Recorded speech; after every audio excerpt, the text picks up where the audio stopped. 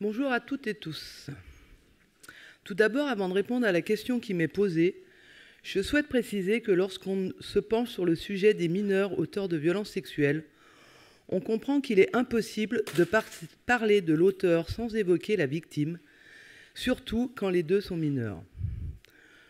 Pourquoi ? Parce qu'ils grandissent souvent dans les mêmes silences, les mêmes manques d'éducation, les mêmes environnements de vulnérabilité.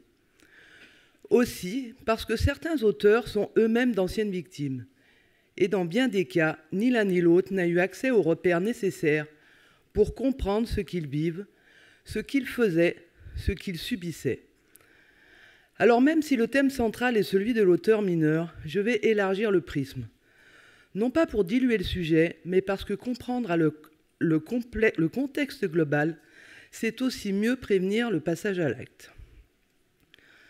Et pour cela, j'ai choisi de partir des enfants en situation de handicap, qu'ils soient victimes ou auteurs, car force est de constater que ce sont eux qui rendent visibles les angles morts de notre système. Ce sont eux qui montrent que les repères qu'on croit universels ne le sont pas tant que ça. Et puis, penser pour les plus vulnérables, c'est une réalité pensée pour tous. Revenons à la question posée. Quels sont les repères pertinents et utiles pour la définition de la minorité, de l'adolescence, du discernement, de la capacité à consentir? Se questionner sur ces notions est effectivement fondamental, mais malheureusement, elles sont souvent abordées de manière théorique, comme si elles étaient figées dans la loi ou l'âge. Et ces repères traditionnels ne sont ni universels ni suffisants. Rappelons une chose essentielle. Tout cela se joue dans un moment de vie particulièrement instable et complexe, l'adolescence. Cette période de transition, d'expérimentation, de bouleversement corporel et affectif est déjà en elle-même un défi. Or, c'est précisément à ce moment-là que se construisent ou se fragilisent le discernement, le respect de soi, des autres et du consentement. Et pour beaucoup de jeunes en situation de handicap, il devient encore plus flou, plus silencieux, parfois même nié. La minorité. En France, on est mineur jusqu'à 18 ans. Jusqu'à là, on est censé être protégé par ses parents, par l'État, par la loi. Mais dans les faits, la notion de minorité est plus complexe. Pour certaines personnes en situation de handicap, cette période transitoire devient permanente. Prenons l'exemple de Lucas, 18 ans. Il est majeur, il a le droit de vote, mais il est sous curatelle. Il doit demander l'autorisation pour signer un contrat ou même ouvrir un compte bancaire. On lui dit « Tu es un adulte, mais on continue à décider pour lui ». Autre cas, Élise, 19 ans, suivie par la MDPH. Elle reçoit encore des aides normalement réservées aux enfants, car certains dispositifs s'étendent jusqu'à 20 ans.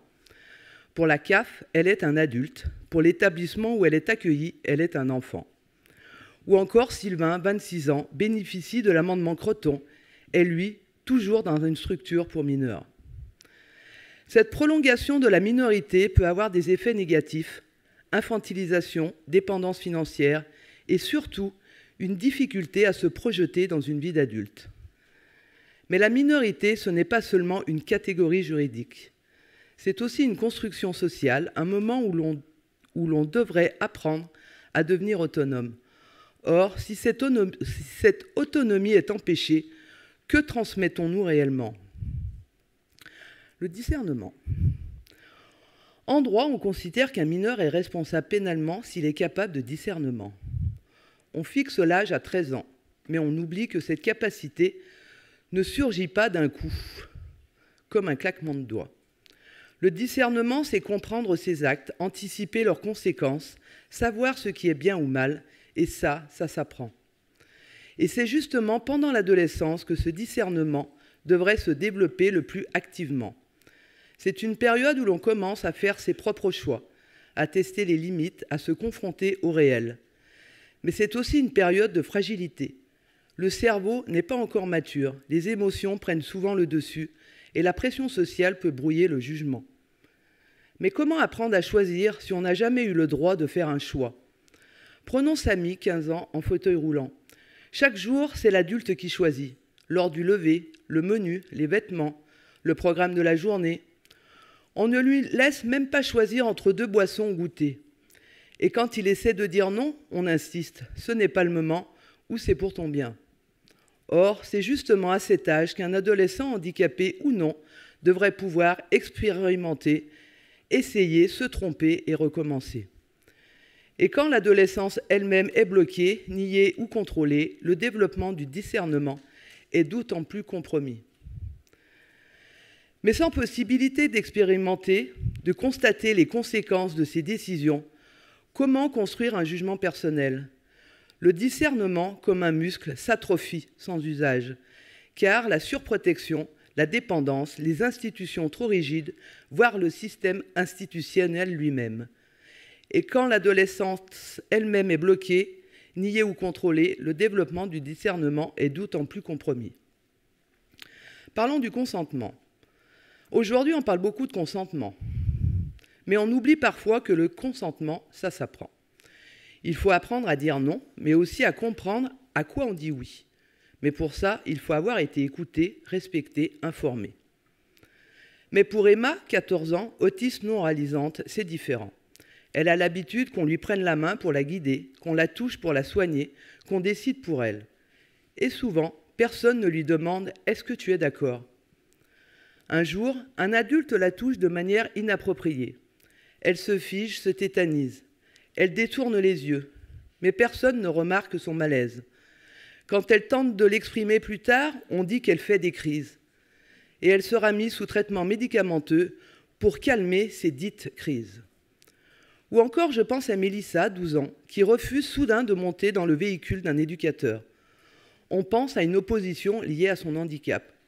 On découvre plus tard qu'elle a été agressée sexuellement, mais que personne ne lui avait jamais parlé de ce qu'est une agression, ni comment la signaler. Si l'on ne donne pas à l'enfant les outils pour dire non, si ces signaux de refus ne sont pas entendus, s'il est constamment soumis à la volonté de l'adulte au lieu d'être accompagné dans un apprentissage du choix et de la décision, alors le consentement perd tout son sens.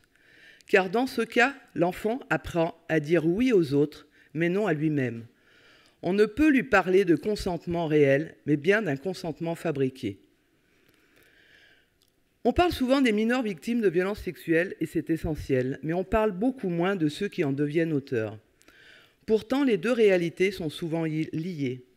De nombreux jeunes qui commettent des violences sexuelles ont eux-mêmes été victimes, et ils n'ont jamais été accompagnés pour comprendre, nommer ou dépasser ce qu'ils ont subi. Prenons l'exemple de Ryan, 16 ans, en IME. Il embrasse une camarade sans prévenir, lui touche la poitrine. Quand on lui demande pourquoi, il répond « J'ai vu ça sur Internet ». Il n'a pas intégré la notion de consentement. Personne ne lui a jamais enseigné. Il ne s'agit pas de le déresponsabiliser. Il a franchi une limite, mais comment peut-on espérer qu'il respecte une règle qu'il ne connaît pas, ou qu'il identifie un interdit s'il n'a jamais appris à lire les signaux sociaux ? C'est là que la notion de discernement insuffisamment construit prend son sens. Le mineur auteur, doit-on le punir ou le construire ? La question centrale devient alors, un mineur peut-il être responsable d'un acte dont il ne comprend pas la portée ? La justice parfois hésite. Soit elle minimise, il ne savait pas ce qu'il faisait, soit elle punit sans explication. Mais entre les deux, il y a une voie, celle de l'accompagnement éducatif individualisé. Car un enfant ou un adolescent peut apprendre, même après une transgression. Il peut comprendre la peur dans les yeux de l'autre. Il peut apprendre ce que signifie le respect du corps, du silence, du refus. Mais il faut lui en donner les mots, les repères, l'espace pour comprendre, pas juste pour obéir. On interroge souvent leur discernement, mais bien plus rarement ce que la société leur a transmis, ou pas, pour le construire. La vraie justice ne doit pas seulement sanctionner, elle doit transformer. En conclusion, je vais reposer cette question. Ce mineur était-il discernant ? Mais surtout, avons-nous fait en sorte qu'il le devienne ? Car un mineur, qu'il soit victime ou auteur de violence, reste avant tout un être en devenir. Et cela est encore plus vrai à l'adolescence, cette période charnière où tout vacille. Le corps change, les repères bougent, les émotions prennent le dessus et les choix, bons ou mauvais, se multiplient. C'est un moment où l'on pourrait apprendre à respecter, à écouter, à dire non, mais aussi un moment où l'on peut basculer si personne ne nous accompagne. Le discernement, le consentement, la responsabilité, ce ne sont pas des évidences. Ce sont des apprentissages fragiles qui demandent du temps, de la parole, des repères. Et notre devoir, en tant qu'adultes, est de les transmettre. La Convention internationale des droits de l'enfant, adoptée par les Nations unies, nous rappelle que chaque enfant a droit à une protection, une éducation, une réinsertion sans exception. Alors, ne nous demandons pas seulement ce que l'enfant a compris, mais bien où était notre propre discernement quand il avait besoin du sien. Je vous remercie.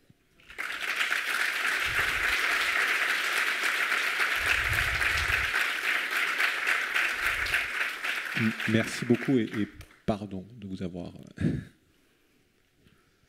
Merci beaucoup d'attirer notre attention et l'attention de tout le monde sur la question de la difficulté à repérer un peu ses limites et à construire une notion de consentement quand on est manipulé, que son intimité est fractée un peu en permanence, et donc de faire la différence entre soin et agression à un moment donné quand les choses arrivent. Merci beaucoup, vraiment. Et nous aimerions savoir en fait comment...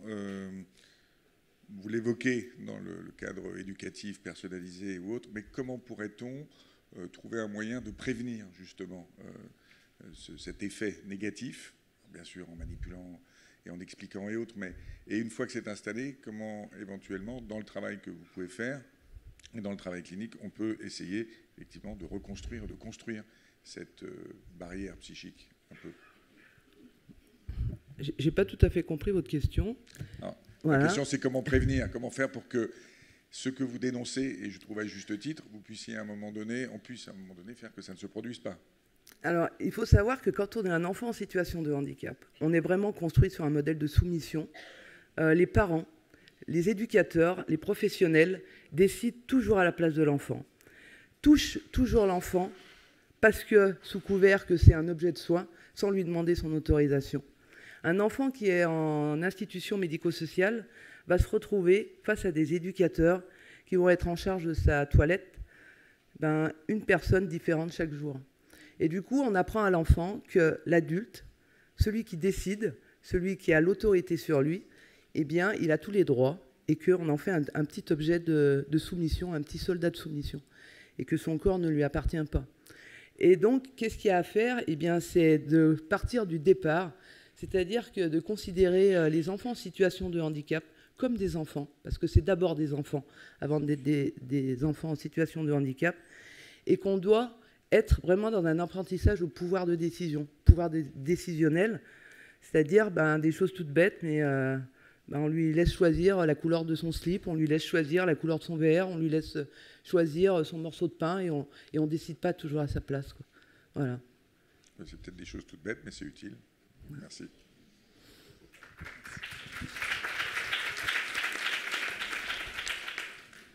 Alors, il y a une question à gauche en premier et ensuite ici. Bonjour, Laurence Dabrowski, psychologue clinicienne au CRIAPS de Villévrard, pôle adolescent. J'exerce aussi au CMP adulte du même secteur et j'ai un cabinet libéral à Paris. Je vous remercie pour votre propos qui a fait écho à la clinique que j'ai exercée une vingtaine d'années avant le CRIAPS, à la protection judiciaire de la jeunesse. Je me suis rendue assez fréquemment en audience et pour soutenir justement le discours du côté de l'auteur mineur et éclairer autant que faire se peut la dimension clinique, psychopathologique et complexe dans les situations de mineurs auteurs-victimes. Ce que j'ai pu observer, c'est une sorte de non-rencontre, entre guillemets, de deux vulnérabilités chez la victime et chez l'auteur, avec, en amont et en aval, un travail nécessaire de déconstruction, justement, en tout cas pour ma part, du côté de l'auteur, dans souvent un milieu parental très dysfonctionnel, comme on l'a beaucoup évoqué ce matin. Donc votre propos fait écho justement à toute cette complexité de la rencontre entre le mineur et la victime, entre guillemets, avec des effets miroirs du côté de la perte de l'estime de soi, du côté d'un manque d'étayage parental et d'une carence éducative en termes de sexualité, quelles que soient les capacités cognitives. J'ai aussi l'occasion au CRIAFS d'accueillir individuellement et dans un travail pluridisciplinaire avec mes collègues des familles dont les adolescents sont placés en IME. Et c'est aussi important et intéressant de partir de leurs connaissances et de leurs représentations pour justement construire quelque chose avec eux de ce qu'ils n'ont pas saisi et de ce dont ils n'avaient pas conscience. Voilà, je vous remercie. Une remarque, peut-être une question alors. Une question, alors Andrea Tourette, je suis juge des enfants à Clermont-Ferrand. Une question et une nuance. En fait, toute la question est est-ce qu'on pourrait pas trouver un consensus là-dessus sur la question de la vulnérabilité, qui est celle de tout enfant et qui est celle du handicap, parce que quelque part c'est lié. Vous l'avez très bien expliqué.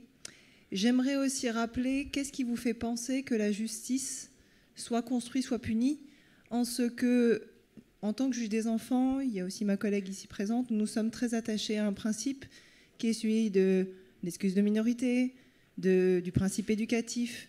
Et donc, évidemment, lorsqu'un mineur est auteur d'une violence sexuelle, si tant est en plus qu'il soit, lui, porteur d'un handicap, il est à l'IME, il y a telle difficulté, évidemment que ces composantes sont prises en compte dans l'appréciation qu'a la justice. Donc en quoi vous dites que la justice des mineurs, je ne parle pas et nous sommes très attachés à cette distinction, serait particulièrement punitive? On peut dans les situations, dans les établissements par exemple, on se retrouve dans des cas de mineurs qui agressent, qui violent d'autres mineurs. Et le problème, c'est que la victime, soit on va la mettre ailleurs, et l'auteur, même si il n'a pas conscience de ce qu'il fait, eh bien, soit il va être complètement puni, c'est-à-dire qu'il va être exclu, ce qui est rare, mais ça existe. Soit, en fait, on va faire, il est excusé parce que c'est un enfant en situation de handicap. Et moi, j'invente strictement rien. Moi, je répète un peu ce qui se passe sur le terrain, quoi. C'est tout.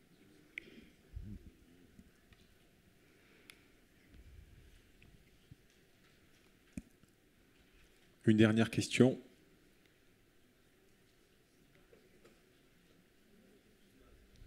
En étant si possible plus concis dans les questions.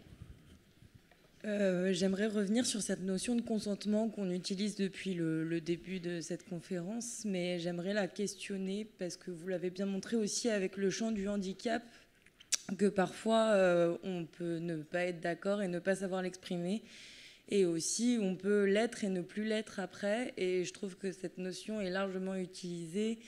Mais pour moi, elle apporte aussi cette banalisation de la violence que vous avez pu évoquer avant. Il y a une question? Non, c'est une remarque. Il n'y avait pas de question. Merci beaucoup. La dernière question. Bonjour, toujours Clémence Métivier, formatrice auprès des jeunes. On sait que les personnes en situation de handicap ont plus de risques d'être victimes de violences sexuelles, mais je connais plus les chiffres sans avoir le détail des mineurs. Donc je me demandais si vous saviez, est-ce qu'il y a des études qui sont faites sur peut-être le déséquilibre entre victimes en situation de handicap ou non sur cette population mineure, et aussi est-ce que les victimes en situation de handicap ont les mêmes risques de commettre des violences plus tard ou non? Voilà, est-ce que vous avez des éléments? Est-ce qu'il y a des études qui sont faites ou pas du tout? Alors, ils ont notamment pas le même risque, mais en plus. Voilà. En fait, par rapport à tout ce que j'ai expliqué, puisque l'enfant en situation de handicap, le mineur en situation de handicap, l'adolescent en situation de handicap ou l'adulte en situation de handicap, eh bien, beaucoup de ces personnes-là, de tout ce que je vous ai décrit, en fait, la société décide pour eux. Voilà. Et que vous ayez un handicap visible ou invisible, la société décide décide pour nous, en fait. Merci beaucoup. On va passer à l'intervenant suivant.